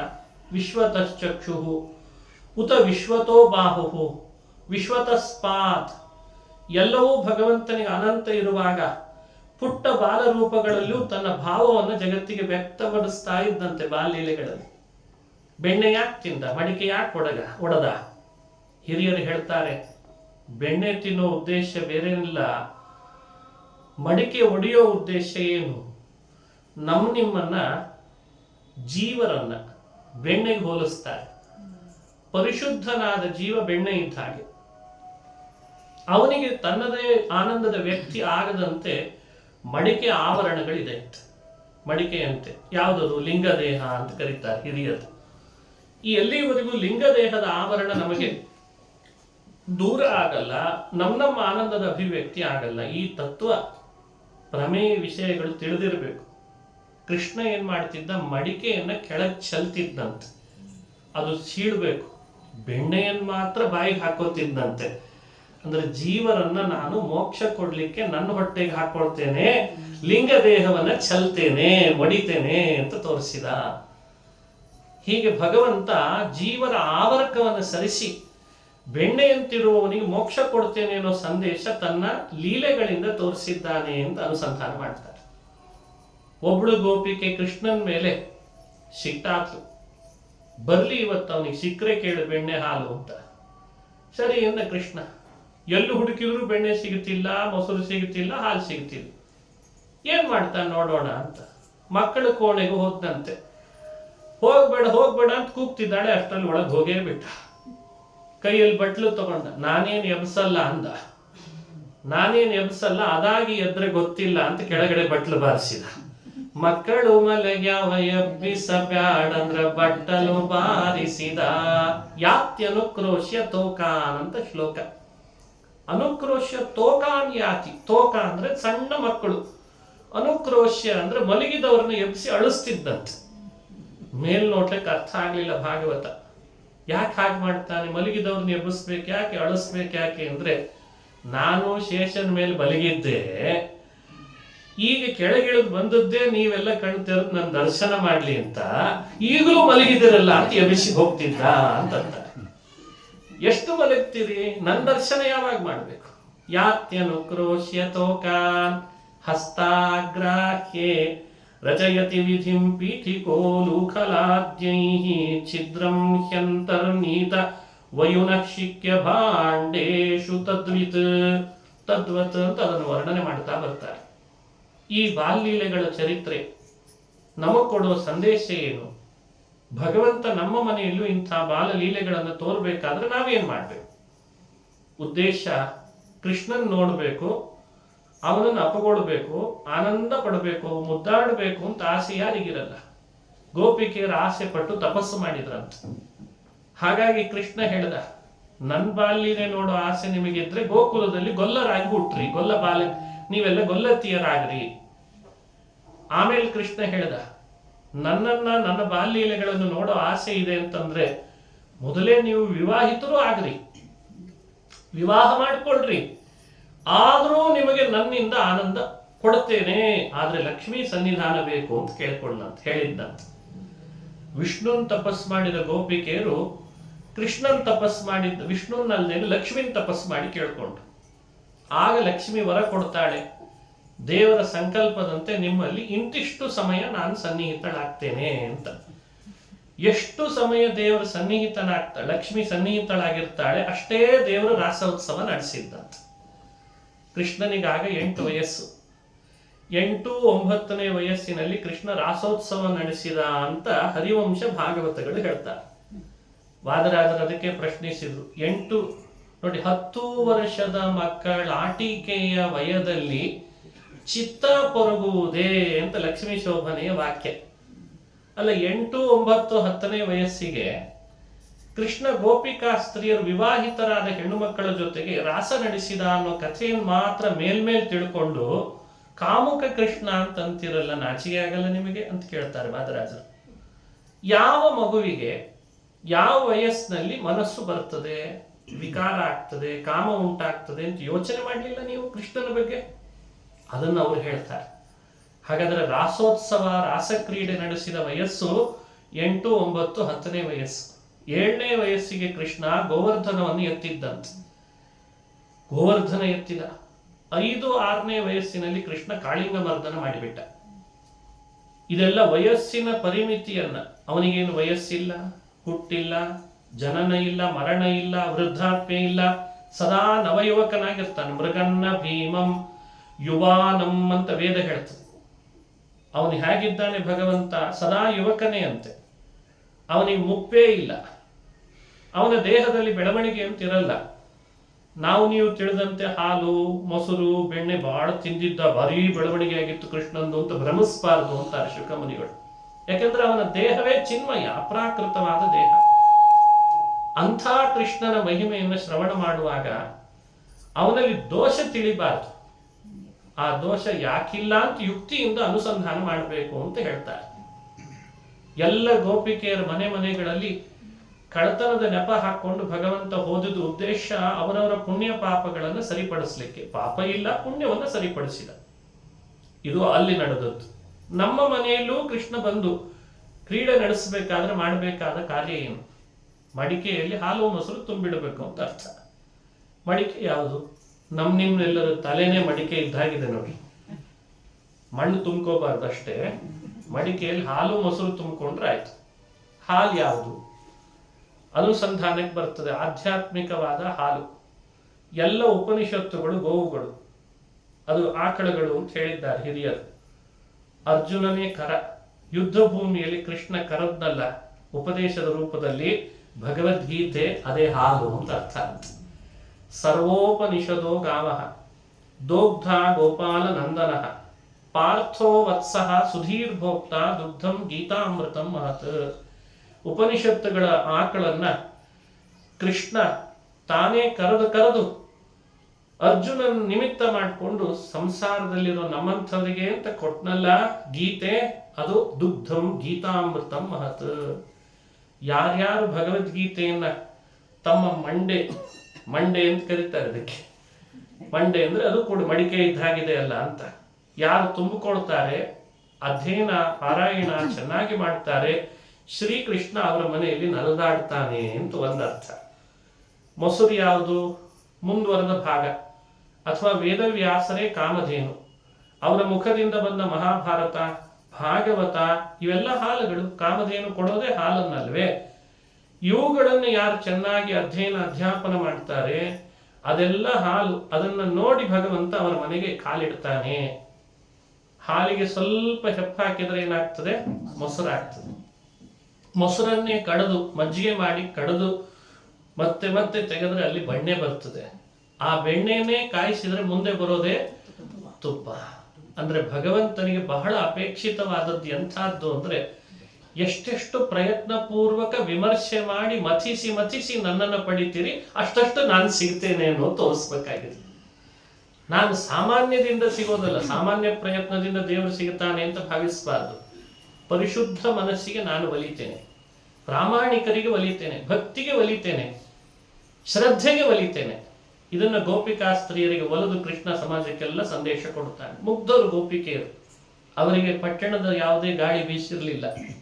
ಪಟ್ಟಣದಲ್ಲಿ ಎಲ್ಲದಕ್ಕೂ ಲೆಕ್ಕಾಚಾರ, ಎಲ್ಲದಕ್ಕೂ ಹಣ, ಎಲ್ಲ ಕಡೆಯಲ್ಲಿ ಸ್ವಾರ್ಥ. ಅಂಥವ್ರು ಅವರಾಗಿರ್ಲಿಲ್ಲ. ಆ ಮುಗ್ಧ ಮನಸ್ಸು ಕೃಷ್ಣನಿಗೆ ಎಂದಿದ್ರೂ ನೆನಪಿನಲ್ಲಿ ಇರ್ತಿತ್ತಂತೆ. ದ್ವಾರಕೆಗೆ ಹೋದ್ಮೇಲೂ ಮಥುರೆಗೆ ಹೋದ್ಮೇಲೂ ಉದ್ಧವನ ಹತ್ರ ಭಕ್ತಿ ಅಂದ್ರೆ ಗೋಪಿಕೆಯರು ಮಾಡಿದ್ದು ಅಂತಿದ್ದಂತೆ ಕೃಷ್ಣ. ಭಕ್ತಿ ಅಂದ್ರೆ ಗೋಪಿಕೆಯರು ಮಾಡಿದಂಥ ಭಕ್ತಿ ಮಾಡಿ ನೋಡಿ. ಹೀಗೆ ಭಗವಂತನೇ ಗೋಪಿಕೆಯರ ಭಕ್ತಿಯನ್ನು ಶ್ಲಾಘನೆ ಮಾಡ್ತಾನೆ ಅಂದ್ರೆ ಅಲ್ಲಿ ಎಷ್ಟು ನಿಸ್ವಾರ್ಥ ಇತ್ತು ಅನ್ನೋದನ್ನು ಅನುಸಂಧಾನ ಮಾಡಬೇಕು. ಈ ಭಕ್ತಿಗೆ ಮೆಚ್ಚುತ್ತಾನೆ ದೇವರು. ಅಂಥ ಭಕ್ತಿ ನಮ್ಮಲ್ಲಿ ಮೂಡಬೇಕಾದ್ರೆ ಅಂಥ ಹಾಲು ಮೊಸರುಗಳನ್ನೇ ನಾವು ಕಡಿದು ಬೆಣ್ಣೆಯಂತೆ ಕಡಿದು ದೇವರಿಗೆ ಅರ್ಪಣೆ ಮಾಡಬೇಕು.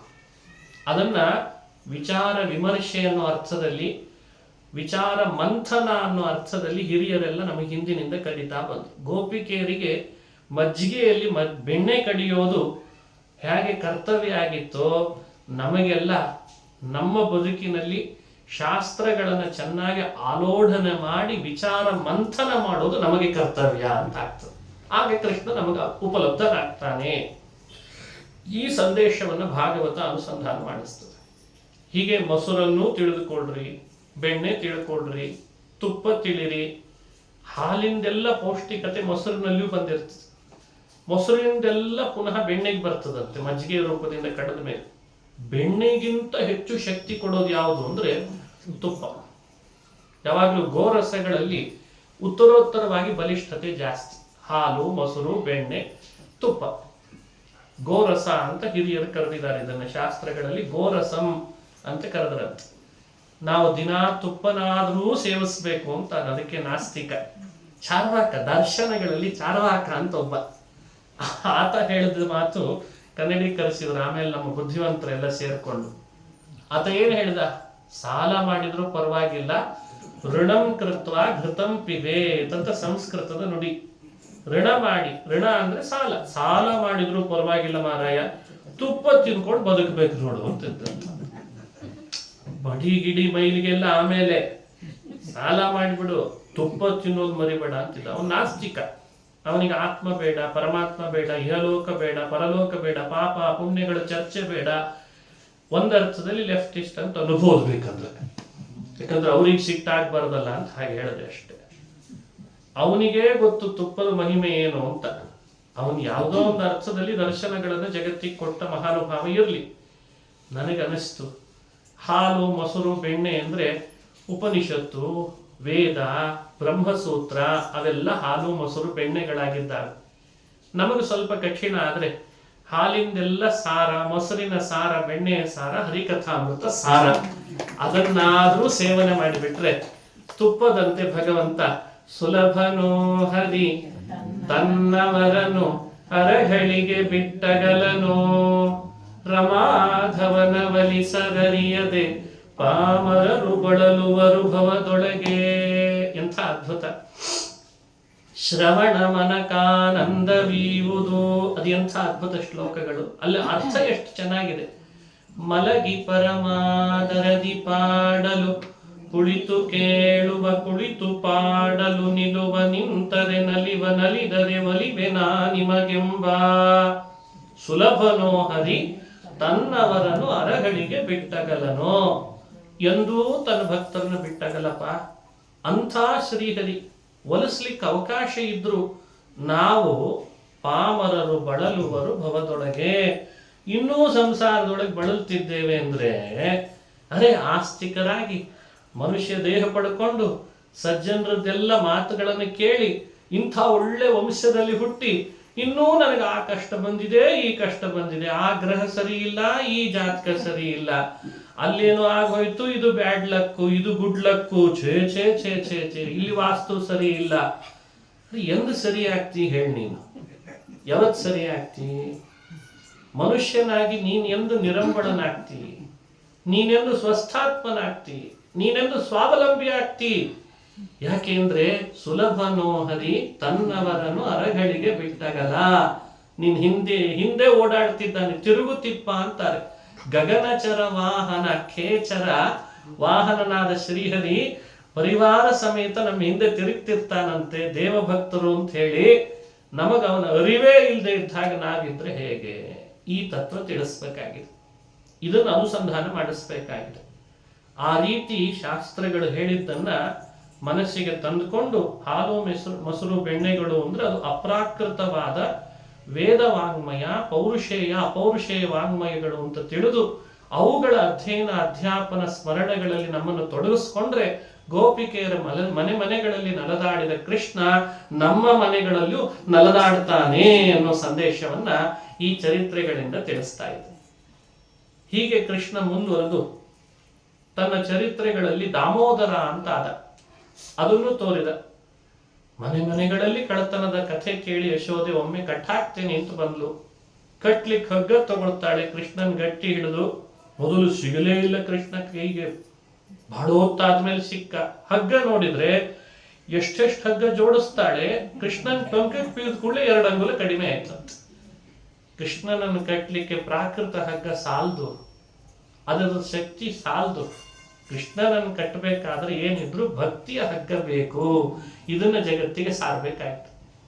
ಯದ್ಯದಾದತ್ತ ತದಪಿ ದ್ವ್ಯಂಗುಲೋನಂ ಅಭೂತ್, ದ್ವ್ಯಂಗುಲೋನಂ ಅಭೂತ್ತೇನ ಸಂದದೇ ಅನ್ಯಚ್ಚ ಗೋಪಿಕಾ ತದಪಿ ದ್ವ್ಯಂಗುಲಂ ನ್ಯೂನಂ ಯದ್ಯದಾದತ್ತ ಬಂಧನಂ ಅಂತ ಭಾಗವತ. ಅದು 2 ಅಂಗುಲ ಕಡಿಮೆ. 2 ಅಂಗುಲ ಅಂದ್ರೆ ಏನರ್ಥ? ಕಟ್ಲಿಕ್ಕೆ 2 ಅಂಗುಲ ಕಡಿಮೆ ಅಂದ್ರೆ ಜ್ಞಾನ ವೈರಾಗ್ಯ ಅನ್ನೋ ಅಂಗುಲ ಕಡಿಮೆ ಆಗಿಬಿಡ್ತಲ್ಲ. ಆಮೇಲೆ ಬಂತಂತೆ ತಡವಾಗಿ ಕೃಷ್ಣ ಅದನ್ನ ಕಟ್ಟಿಸ್ಕೊಂಡ ಅನ್ನೋ ಕಥೆ. ಹಗ್ಗ ಟೊಂಕಕ್ಕೆ ಬಿಗಿದಾಗ ದಾಮೋದರ ಅಂತ ನಾಮ ಬಂತಂತೆ ಕೃಷ್ಣನಿಗೆ. ದಾಮ ಅಂದ್ರೆ ಹಗ್ಗ, ಉದರದಲ್ಲಿ ಕಟ್ಟಿಸ್ಕೊಂಡ. ಉಳಿದದ್ದನ್ನ ಒರಳಕಲ್ಲಿ ಕಟ್ಟಿದ್ರೆ ಮನೆ ಕೆಲಸದಲ್ಲಿ ಹೋದ ಯಶೋದೆಯನ್ನು ಗಮನಿಸಿದ. ಅಂತೂ ಅಮ್ಮ ಹೋದ್ಲಲ್ಲ ಮನೆ ಕೆಲಸದ ಕಡೆಗೆ ಅಂತ. ಅದನ್ನೇ ಎಳ್ಕೊಂಡು ಹೋಗಿ 2 ವೃಕ್ಷಗಳ ಮಧ್ಯದಲ್ಲಿ ತನ್ನ ಮೈಯನ್ನ ತಿಕ್ಕಿ ಆಡಿಸಿ ಅದನ್ನು ಎಳೆದ್ರೆ ವೃಕ್ಷಗಳು ಕೆಳಗೆ ಬಿದ್ದೋದು. ಕೆಳಗೆ ಬಿದ್ದ ವೃಕ್ಷ ನೋಡಿ ಗಾಬರಿ ಆದ್ರಂತೇನೋ ಉತ್ಪಾತ ಆಯ್ತಲ್ಲ. ಒಳಗಿಬ್ರು ದೇವತೆಗಳು ನಲಕೂಪರ ಮಣಿಗ್ರೀವ ಅಂತ, ಅವರಿಬ್ರು ಆಕಾಶದಲ್ಲಿ ಬಂದು ನಿಂತು ಕೃಷ್ಣನ ಸ್ತೋತ್ರ ಮಾಡ್ತಾ ಇದ್ದಾರೆ. ನಾರದರ ಶಾಪದಿಂದ ಮುಕ್ತಿಗೊಳಿಸಿದೆ ನಮ್ಮನ್ನ. ವಾಣಿ ಗುಣಾನುಕಥನೆ ಶ್ರವಣೋ ಕಥಾಯಾಂ, ವಾಣಿ ಗುಣಾನುಕಥನೆ ಶ್ರವಣೋ ಕಥಾಯಾಂ ಹಸ್ತೌ ಚ ಕರ್ಮ ಸುಮನಸ್ತವ ಪಾದಯೋರ್ನಃ. ಹೇ ಕೃಷ್ಣ, ನಮ್ಮ ಶಾಪ ಮುಕ್ತಿಗೊಳಿಸಿದವು ನೀನು. ನಾರದರ ಶಾಪ ಹಾಕಿದ್ರಂತೆ ಕುಬೇರನ ಮಕ್ಕಳವರಿಬ್ರು. ಇಲ್ಲೇನಾಯ್ತು? ಕೃಷ್ಣನ ಮಹಿಮೆಯಲ್ಲಿ ತನ್ನ ಅಂಗಸ್ಪರ್ಶ ಮಾಡಿಸಿ ವೃಕ್ಷಗಳನ್ನು ಬೀಳಿಸಿದ್ನಲ್ಲ, ಅವರ ಶಾಪ ಮುಕ್ತಿ ಆಗಿಬಿಡುತ್ತಂತೆ. ಆದಾಗ ಅವರು ಪ್ರಾರ್ಥಿಸ್ತಾರೆ, ನಾವು ಕುಬೇರನ ಮಕ್ಕಳು, ಶ್ರೀಮಂತನ ಮಕ್ಕಳು ಅಂತ ಅಹಂಕಾರದಿಂದ ವರ್ತಿಸಿದ್ವಿ, ಶಾಪ ಬಂದ್ಬಿಡ್ತು. ಈಗ ನಮ್ಮನ್ನ ಕರುಣಾಸಾಗರ ನೀನು ಮೋಚನೆ ಮಾಡಿಸಿದಿ, ಇನ್ನು ಮೇಲಿಂದ ನಾವು ದುರ್ಮಾರ್ಗದಲ್ಲಿ ಹೋಗದಂತೆ ಮಾಡು ಪ್ರಾರ್ಥನೆ ಮಾಡಿದ್ರಂತೆ. ದುರ್ಮಾರ್ಗ ಯಾವ್ಯಾವುದನ್ನು ಕರೀತಾರೆ ದುರ್ಮಾರ್ಗ ಅಂತ? ಎಲ್ಲಿ ಹೋಗಬಾರದು ನಾವು? ಭಗವಂತನ ಗುಣಗಳನ್ನ ಯಾವಾಗಲೂ ಹೇಳುವಂತೆ ನಮ್ಮ ಬಾಯಿಯನ್ನು ಯೋಜನೆ ಮಾಡು ಅಂತ ಪ್ರಾರ್ಥನೆ ಮಾಡಿದ್ರಂತೆ. ಕಿವಿಗಳನ್ನ ಯಾವ ಕಾರಣಕ್ಕೂ ನಿನ್ನ ಕಥೆಗಳೇ ಕೇಳುವಂತೆ ಮಾಡಿಬಿಡು ಎಲ್ಲಾ ಸಮಯದಲ್ಲಿ. ಕೈಗಳು ನಿನ್ನ ಸೇವೆ ಮಾಡುವಂತೆ ಮಾಡು. ಮನಸ್ಸು ಸದಾ ನಿನ್ನ ಪಾದ ಸ್ಮರಣೆ ಮಾಡುವ ಹಾಗೆ ಮಾಡು. ತಲೆಯಲ್ಲಿ ಸದಾ ನಿನ್ನ ಸ್ಮರಣೆ ಬರುವ ಹಾಗೆ ಮಾಡು. ಕಣ್ಣು ನಿನ್ನನ್ನು ನೋಡುವ ಭಾಗ್ಯ ಕೊಡು. ಹೀಗೆ ಸಕಲೇಂದ್ರಿಯಗಳು ಭಗವಂತನ ಪೂಜೆಗಾಗಿ ವಿನಿಯೋಗಿಸುವಂತೆ ಮಾಡು ಅಂತ ಶ್ರೀಮಂತನಾದ ಕುಬೇರನ ಮಕ್ಕಳು ಕೂಡ ಶಾಪ ಮುಕ್ತಿಯಾದಾಗ ಕೃಷ್ಣನನ್ನು ಹೀಗೆ ಬೇಡ್ಕೊಂಡ್ರು ಅಂತ ಭಾಗವತ ಹೇಳ್ತಾರೆ. ಇದು ಬರೀ ಅವ್ರು ಬೇಡ್ಕೊಂಡದ್ದಕ್ಕೆ ಹೇಳಿದ್ದಲ್ಲ. ನಾವು ಶ್ರೀಮಂತಿಕೆ ಮದದಿಂದ ಕೆಲವೊಮ್ಮೆ ವರ್ತಿಸ್ತೇವೆ. ಬೇಕಾದಷ್ಟು ದೇವರು ಶ್ರೀಮಂತಿಕೆ ಕೊಡ್ತಾನೆ, ಜೊತೆಯಲ್ಲಿ ಮದ ಬಂದ್ಬಿಡುತ್ತೆ. ಲೋಭ, ಲೋಭ ಇನ್ನೊಂದೆಡೆಯಲ್ಲಿ ಮದ. 1 ರೂಪಾಯಿ ಧರ್ಮಕ್ಕೆ ಅಂತ ಖರ್ಚು ಮಾಡ್ಲಿಕ್ಕಿಲ್ಲ, ಕೊನೆಗೆ ತಾನೂ ತಿನ್ನಲ್ಲ, ಧರ್ಮಕ್ಕೂ ಖರ್ಚು ಮಾಡಲಿಲ್ಲ. ಏನು ಕೇಳಿದ್ರು ಲೋಭ, ಏನು ಕೇಳಿದ್ರು ಲೋಭ. ಇಂಥ ದುರ್ವರ್ತನೆಗಳನ್ನ ದೂರ ಮಾಡ್ಕೊಳ್ಬೇಕಲ್ಲ, ಅದಕ್ಕೆ ಇಂಥ ಕಥೆಗಳನ್ನು ಕೇಳಬೇಕು. ಶ್ರೀಮಂತರ ಮಕ್ಕಳು ನಾವು ಅಂತ ದುರ್ವರ್ತನೆ ಮಾಡಿದವರಿಗೆ ಕೃಷ್ಣ ಶಾಪಗ್ರಸ್ತರಾಗಿ ಬಿದ್ದಿದ್ದಾರೆ. ಎಷ್ಟೇ ಆಗ್ಲಿ ಕುಬೇರ ನನ್ನ ಭಕ್ತ, ಅವನ ಮಕ್ಕಳಿಗೆ ಹೀಗಾಗಬಾರ್ದಲ್ಲ ಅಂತ ಅವನನ್ನು ಮುಕ್ತಿ ಮಾಡಿ ಮೋಕ್ಷಕ್ಕೆ ಕಳಿಸ್ಬಿಟ್ನ. ಎಷ್ಟು ಕರುಣೆ ನೋಡಿ ದೇವರಿಗೆ. ಈ ಕಥೆ ಶ್ರವಣ ಮಾಡಲಿ, ಇಲ್ಲಿ ಹೇಳಿರುವ ಸ್ತೋತ್ರವನ್ನು ಅನುಸಂಧಾನ ಮಾಡಲಿ. ಅದರಿಂದ ನಾವು ಮಾಡಿದ ದುರ್ವರ್ತನೆ, ನಮಗೆ ಬರ್ಬೋದಾದ ಶಾಪಗಳು ಪರಿಹಾರ ಆಗ್ತವೆ ಅಂತ ಹೇಳ್ತಾರೆ. ಆಮೇಲೆ ಕೃಷ್ಣ ವೃಂದಾವನಕ್ಕೆ ಅಂತ ಗೋಕುಲದಿಂದ ಅಲ್ಲಿ ಪ್ರಯಾಣ ಬೆಳೆಸಿದ ಕಥೆ ಬರ್ತದೆ. ವೃಂದಾವನದಲ್ಲಿ ಪ್ರವೇಶಿಸುವಾಗ ಕೃಷ್ಣನೇ ತನ್ನ ದೇಹದ ರೋಮಕೂಪಗಳಿಂದ ತೋಳಗಳನ್ನು ಸೃಷ್ಟಿ ಮಾಡಿದ ಅಂತ ಕಥೆ. ಎಲ್ಲರೂ ವೃಂದಾವನಕ್ಕೆ ಹೋಗೋಣ, ತೋಳಗಳು ಭಯ ಜಾಸ್ತಿ ಆಯಿತು ಅಂತ ಭಯ ಹುಟ್ಟಿಸಿದ. ಭಯಕೃತ್ ಭಯಹಾರಿ ರಾಧಾ ರಮಣ ಮನೋಹಾರಿ. ಭಯ ಹುಟ್ಟಿಸಿದ್ದು ನಿಜ. ವೃಂದಾವನಕ್ಕೆ ಹೋದ ಮೇಲೆ ಭಯ ಪರಿಹಾರ ಆಯಿತು. ಅಲ್ಲಿ ಗೋವುಗಳಿಗೆ ಮೇವು ಜಾಸ್ತಿ ಇದೆ, ಮೇವು ಹೆಚ್ಚಾದ್ರೆ ತಾನೇ ಗೋವುಗಳು ಹಾಲು ಚೆನ್ನಾಗಿ ಕೊಡ್ತಾರೆ, ಹಾಲು ಹೆಚ್ಚಾದ್ರೆ ಹೈನು ಮಾರಾಟ ಜಾಸ್ತಿ, ಶ್ರೀಮಂತರಾಗ್ತಾರೆ ನನ್ನ ಭಕ್ತರು ಅಂತ ಕೃಷ್ಣನಿಗೆ ಇರ್ತಂತೆ. ಎಷ್ಟು ದೂರದೃಷ್ಟಿ. ಮನುಷ್ಯನಿಗೆ ಆರ್ಥಿಕ ಸ್ವಾವಲಂಬನೆ ಬಹಳ ಮುಖ್ಯ ಅಂತ ಹೇಳ್ತೇವೋ ಇಲ್ಲ, ಯಾವತ್ತೂ ಅಷ್ಟೇ ಆರ್ಥಿಕವಾಗಿ ಮನುಷ್ಯ ಸ್ವಾವಲಂಬಿ ಆಗಿರ್ಬೇಕು. ಕೃಷ್ಣ ಅದನ್ನು ಬಯಸ್ತಾನೆ. ವೈರಾಗ್ಯದ ಅರ್ಥದಲ್ಲಿ ಸಮಾಜಕ್ಕೆ ಮೋಸ ಮಾಡಬಾರ್ದು. ಇವತ್ತು ಹಂಗೆ ಹೇಳಲಿಕ್ಕೆ ಶುರು ಮಾಡಿದ್ದಾರೆ ಎಲ್ಲರೂ. ನೀವೆಲ್ಲ ವಿರಕ್ತರಾಗಿರ್ಬೇಕು, ಪುರಾಣ ಹೇಳೋನೊಬ್ಬನೇ ಶ್ರೀಮಂತನಾಗಿರ್ಬೇಕು. ಇದು ಯಾವ ನ್ಯಾಯ? ಅಂದ್ರೆ ನಿಮ್ದೆಲ್ಲ ನನಗೆ ಕೊಟ್ಬಿಡ್ರಿ, ಅಂದ್ರೆ ನೀವು ದೇವರ ಭಕ್ತರಾದಂಗೆ ನಾನು ಮಾತ್ರ ಶ್ರೀಮಂತ ಅಂತ ಭಾಗವತ ಹೇಳ್ತದೆ ಅಂತಾರೆ. ಮತ್ತೆ ಭಾಗವತ ಹಂಗೆ ಹೇಳಿಲ್ಲ. ಭಾಗವತ ಯಾವತ್ತೂ ಆ ವಿಷಯವನ್ನ ಆತರ ಹೇಳಲ್ಲ. ಸಮಾಜವನ್ನ ಸ್ವಾಸ್ಥ್ಯ ಕಾಪಾಡ್ಲಿಕ್ಕೆ, ಸ್ವಾವಲಂಬಿ ಆಗ್ಲಿಕ್ಕೆ ಏನೆಲ್ಲ ಬೇಕೋ ಕೃಷ್ಣ ಅಂದೇ ಮಾಡಿ ತೋರಿಸಿದ್ನಂತದ. ಎಲ್ರಿಗೆ ಕೃಷ್ಣ ಪುರಾಣ ಕೇಳಿಕ್ ಬರ್ರಿ ಅಂತ ಹೇಳಿದ್ನ? ಹೇಳಿಲ್ಲ. ಗೋವುಗಳನ್ನ ತಾನೂ ಕಾದ, ತನ್ನೊಟ್ಟಿಗೆ ಇದ್ದವ್ರ ಜೊತೆಗೂ ಕಾಯಿಸಿದ. ಅಲ್ಲೇ ಮೇವು ಸರ್ವಶಕ್ತನಾದ ಶ್ರೀಹರಿಗೆ ಗೋವುಗಳನ್ನು ಮೇಯಿಸದೆ ಹೊಟ್ಟೆ ತುಂಬಿಸ್ಲಿಕ್ಕೆ ಬರ್ತಿರ್ಲಿಲ್ವೇ?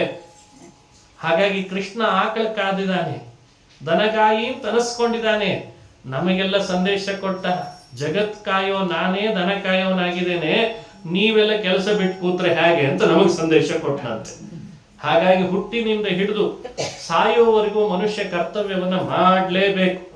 ಅದಕ್ಕೆ ಇನ್ನೊಂದು ಹೆಸರೇ ದನ ಕಾಯಲೇಬೇಕು ಅಂತ ಅರ್ಥ, ಅಷ್ಟೇ, ಇನ್ನೇನಲ್ಲ. ದನ ಕಾಯ್ಬೇಕು, ಕರ್ತವ್ಯ ನಿಭಾಯಿಸ್ಬೇಕು, ಆರ್ಥಿಕವಾಗಿಯೂ ಸದೃಢರಾಗಬೇಕು, ಸ್ವಾವಲಂಬಿಗಳಾಗಿರ್ಬೇಕು. ಅದಕ್ಕೆ ಹೈನಿನ ಮಾರಾಟ, ಹಾಲಿನ ಏಳಿಗೆ, ಆಕಳುಗಳನ್ನ ದಷ್ಟಪುಷ್ಟವಾಗಿ ಬೆಳೆಸಿ ಎಷ್ಟು ಬೆಳೆಸಿದ್ದ ಕೃಷ್ಣ ಅಂದ್ರೆ ಅಜಗಳಂತಿದ್ದ ಕರುಗಳು ಗಜಗಳಂತೆ ಆದವು ಅಂತ. ಆಡಿದ್ದಾಗಿದ್ದ ಆಕಳ ಕೃಷ್ಣ ಮೇಯಿಸ್ಲಿಕ್ಕೆ ಶುರು ಮಾಡಿದ್ಮೇಲೆ ಆನೆ ತರ ಮಾಡಿದ್ದಂತ. ಅರ್ಥ ಆಗ್ತದೆ ಈ ಮಾತಿನ. ಹಾಗಾಗಿ ನಾವೆಲ್ಲ ಆಡಿದ್ದಾಗಿರ್ಬೇಕು ಅಂತ ಕೃಷ್ಣ ಅಪೇಕ್ಷಿಸಲ್ಲ, ಆನೆ ಆದ ಹಾಗೆ ಆಗ್ಬೇಕಂತೆ. ಅಂದ್ರೆ ದೇಹದಿಂದ ಸದೃಢರಾಗಬೇಕು, ಅಲ್ಲಿ ಆನೆ ಆದಾಗ ಆಗ್ಬೇಕು ಅಂತ ಆಚಾರ್ಯ ಹೇಳಿದ್ರಲ್ಲ ಅಂತ ಆಮೇಲೆ ಡಾಕ್ಟರ್ ಹತ್ರ ಬಯಸ್ಕೋಬಾರ್ದು. ಸದೃಢರಾಗಬೇಕು, ಸ್ವಸ್ಥ ಜೀವನ ನಡೆಸಬೇಕು, ಪರಿಸರವನ್ನ ಪ್ರೇಮಿಸ್ಬೇಕು, ಪರಿಸರವನ್ನ ರಕ್ಷಿಸಿ ನಾವು ಅದರೊಟ್ಟಿಗೆ ಬಾಳಿ ಬದುಕಬೇಕು. ಇದೇ ಕೃಷ್ಣನ ಚರಿತ್ರೆಯ ಸಾರ. ನಾಳೆ ಇದರ ಮುಂದುವರೆದ ಭಾಗವನ್ನು ಚಿಂತಿಸೋಣ. ಶ್ರೀಕೃಷ್ಣ ಅರ್ಪಣಮಸ್ತು. ಹರಯೇ ನಮಃ.